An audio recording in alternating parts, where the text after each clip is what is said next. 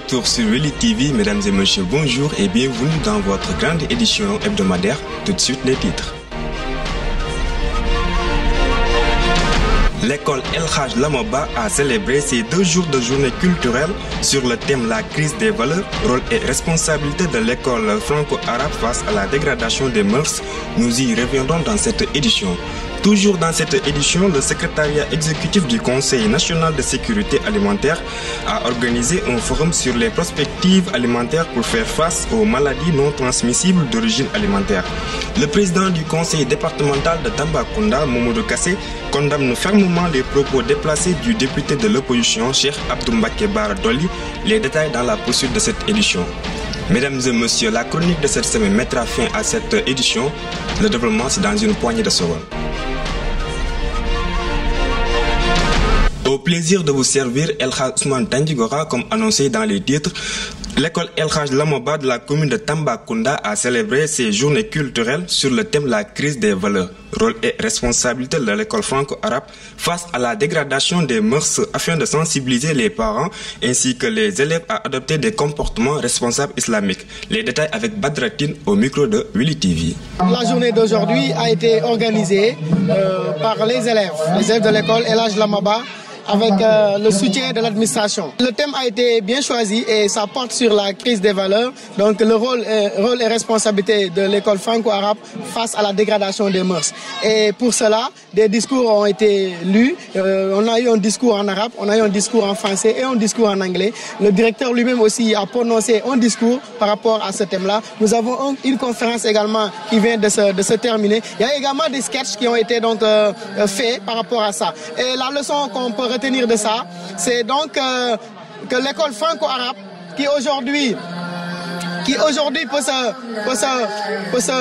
se présenter comme une alternative par rapport un peu à l'enseignement, par rapport à l'éducation, n'est-ce pas, est très bien attendu donc dans le changement positif, n'est-ce pas, de cette jeunesse-là qui aujourd'hui est vue d'un mauvais œil. Aujourd'hui, avec les insultes qu'on voit, avec les tueries qu'on voit, avec les agressions, les vols, avec les insultes qu'on voit au niveau des réseaux sociaux, je pense bien que l'école franco-arabe a bien un rôle à jouer. Nous restons toujours à l'école El Hadj Lamaba. Toutefois, lors de cette cérémonie culturelle, l'administration a dénoncé la non-volonté des acteurs éducatifs et territoriaux dans la bonne marche de cet établissement qu'elle juge inacceptable au profit des résultats obtenus. Toujours au micro de Weli TV.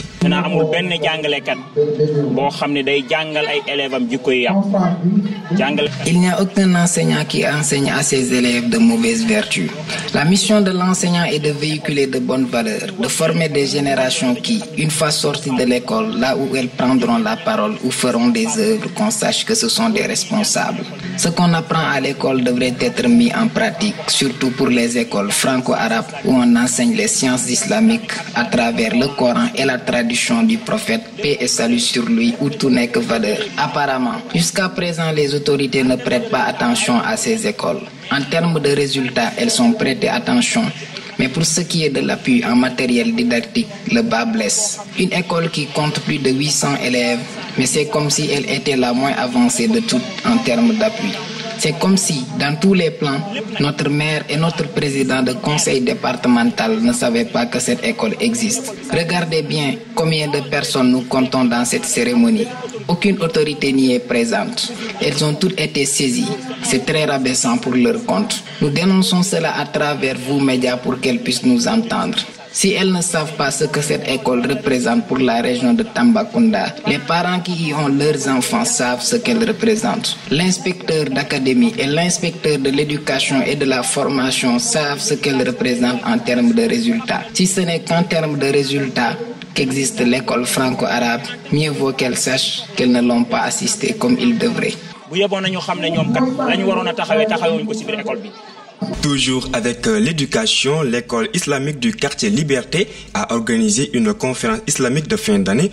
En marge de cette cérémonie, l'imam Ndiaye est revenu sur les comportements des jeunes et sur l'éducation qu'on devrait leur inculquer. Il s'est prononcé au micro de Junior Ba. Le conseil que je donne aux parents est que chacun a sa croyance. Quant à moi, c'est au Coran que je crois. C'est très dur ce qui se passe au Sénégal. Tout enfant qui y naît est confié à un imam. Prêtez-y attention. Tout enfant qui naît au Sénégal, du jour de sa naissance jusqu'au baptême, c'est à l'imam qu'il sera confié à part le Créateur. Mais, une fois avoir atteint l'âge de 2 ans ou 3 ans, c'est à quelqu'un d'autre qu'il sera confié. Rien n'est plus regrettable que d'appeler l'imam au baptême, au sevrage et à la confection d'amulettes et de le délaisser une fois que l'enfant ait atteint ses 3 ans pour l'inscrire autre part où il n'y aura ni le Coran ni le franco-arabe. Chacun a le droit d'amener son enfant là où il voudrait. Mais la vérité sera dite parce qu'en ce moment, nous imams sommes très fatigués. Regardez le nombre d'élèves. Pour un quartier telle Liberté, si le nécessaire était fait, les élèves auraient dépassé ce nombre.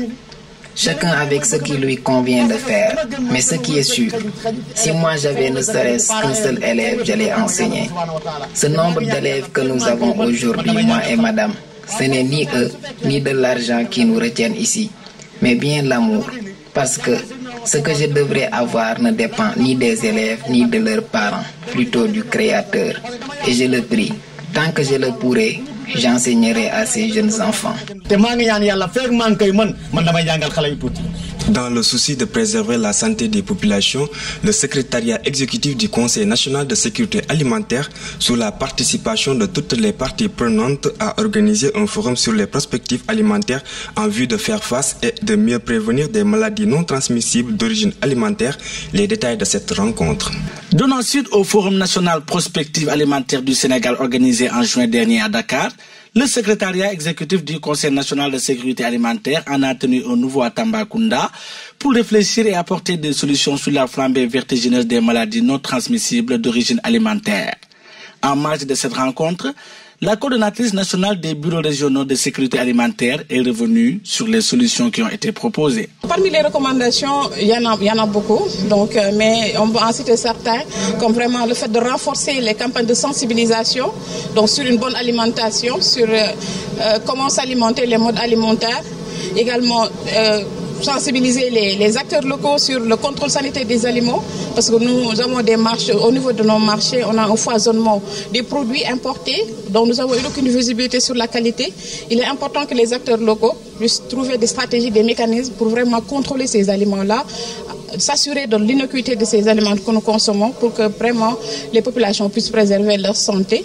Donc vraiment, il y a beaucoup de recommandations qui ont été consignées dans un rapport national que nous avons partagé et que peut-être tous ceux qui sont intéressés peuvent trouver là-bas beaucoup de bienfaits. Eu égard à leurs recommandations, la coordonnatrice fait part d'un dispositif de suivi qui a été établi pour veiller à leur application. Pour un peu veiller à l'application de ces recommandations-là, nous avons émis l'idée de mettre en place au niveau régional une plateforme régionale de dialogue sur l'alimentation. Donc à l'issue de cet atelier, on va en discuter et le gouverneur va prendre un arrêté où il va réunir tous les acteurs clés au niveau de la région qui interviennent dans l'écosystème de l'alimentation pour qu'ils puissent ensemble discuter, échanger. Ce sera une tribune de concertation pour ces acteurs-là afin de pouvoir adresser les questions liées à l'alimentation au niveau de la région, produire des guides alimentaires pour ensemble vraiment définir des stratégies, des mécanismes qui permettront de contrecarrer ces maladies non transmissibles.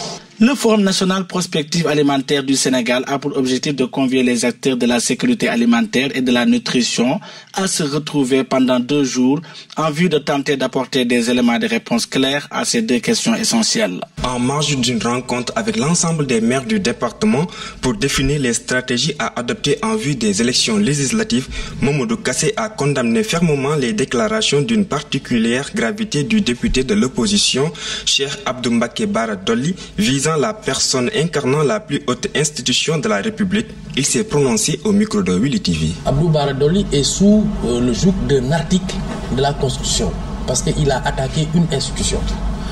Mais je vais commencer d'abord pour vous dire, moi, que quelqu'un soit de mon bord ou pas, moi je condamne toute forme de violence et toute forme d'excès. Moi je ne suis pas pour l'excès, je ne suis pas pour la violence. Quand bien même vous êtes du même camp que moi, je ne suis pas de ceux qui vont faire l'apologie de la violence ou des propos diffamatoires. Ça, au moins, c'est clair. Vous n'avez jamais entendu notre leader, le président Macky Sall, tenir des propos outrageants envers qui que ce soit. D'ailleurs, tous ceux qui l'ont insulté, il est arrivé un moment où il a pardonné où il leur a dit publiquement que ça ne l'ébranlerait même pas. Je crois qu'il a même dit que les insultes en politique, ça reste en fait en quelques invectives. Donc il a tendance lui-même à minimiser ce genre de propos.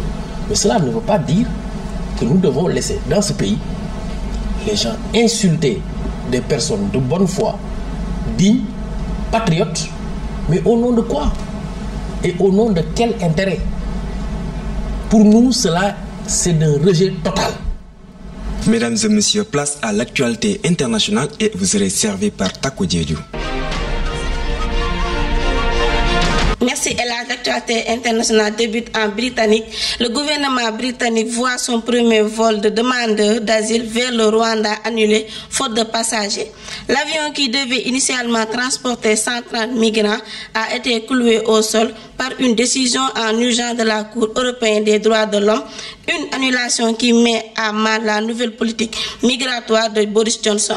Au Mozambique, au moins 7 morts et 10 000 nouveaux déplacés après de récentes attaques djihadistes. Le pays est en proie depuis 2017 à des violences qui ont déjà fait près de 4 000 morts et forcé environ 800 000 personnes à fuir. Gazprom réduit de 40% ses livraisons par le gazoduc Nord Stream 1.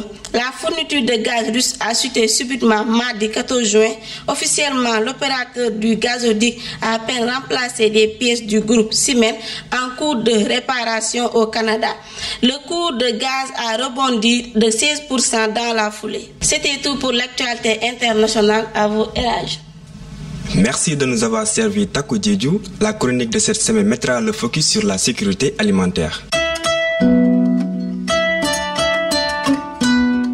La Banque mondiale définit la sécurité alimentaire comme étant l'accès pour toutes les personnes à tout moment à une nourriture satisfaisante pour mener une vie active et saine.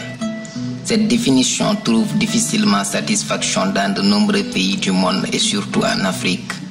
Selon Chapouri et Rosen, l'Afrique subsaharienne est la région la plus vulnérable en matière de sécurité alimentaire. Cette partie de l'Afrique où figure le Sénégal a été sujette à beaucoup d'études. Une tendance marquée par la détérioration de la sécurité alimentaire y a été indiquée. Depuis quelque temps, la question de la sécurité alimentaire est devenue une priorité nationale au Sénégal. Veiller à ce que nous mangeons ne nous rende pas malades défraie la chronique du quotidien des acteurs du secteur de l'alimentation. Elle a regroupé toutes les parties prenantes et acteurs de ce secteur autour de tables, de forats, de rencontres, etc. pour discuter des enjeux et défis nationaux pour une alimentation saine, nutritive, durable et équitable.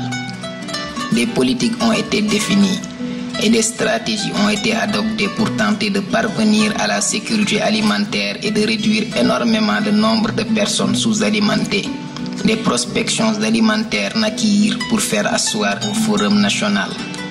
Ce forum, dont l'objectif principal est de promouvoir des modes alimentaires qui préservent durablement la santé des populations sénégalaises à l'initiative de l'organe chargé de la coordination et de la concertation et de la gestion de l'information sur la sécurité alimentaire, a pour vocation de permettre aux acteurs d'élucider le problème de l'autosuffisance alimentaire qui est souvent le facteur fondamental de nombreuses maladies d'origine alimentaire.